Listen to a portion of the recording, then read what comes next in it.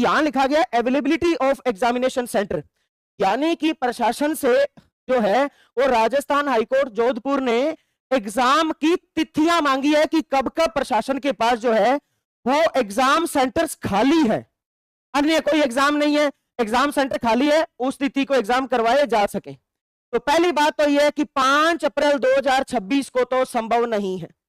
क्यों संभव नहीं है? क्योंकि इस दिन तो पुलिस सब इंस्पेक्टर एसआई का पेपर है। इस दिन तो किसका पेपर है? एसआई का पेपर आप सभी को। इसका मतलब 3 तिथियां आगे संभावित है, 12 अप्रैल, 19 अप्रैल और 25 अप्रैल। अच्छा, अब बोले क्या पेपर होगा?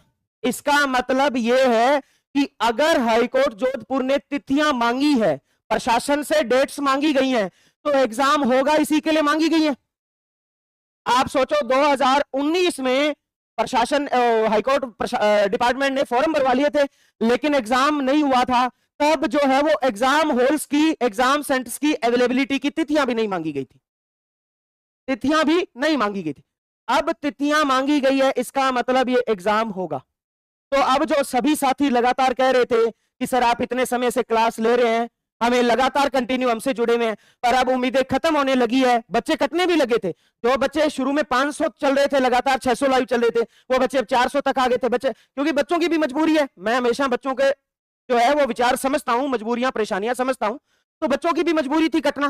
पर अब एक बात ध्यान रख लेना, लगभग 100% तय हो चुका है कि एग्जाम तो आपका हाईकोर्ट चतुर्थ श्रेणी का होगा, और यह भी 100% संभावित तय है कि 12 अप्रैल, 19 अप्रैल या 25 अप्रैल में से किसी एक दिन होगा। तो पहले एग्जाम की संभावना थी दिसंबर में, तो बच्चे लगातार पूछ रहे सर दिसंबर आ गया। मैंने आपको जो है वो पिछले महीने 11वें महीने में बता दिया था कि अब दिसंबर में तो संभावित नहीं है, आप मान के चलिए लगभग मार्च के करीब। अब तिथियां आई है अप्रैल की, और आप देखो मिड अप्रैल से लास्ट अप्रैल के लास्ट तक है। इसका मतलब एग्जैक्ट हमारे पास 3.5 महीने तो है ही है।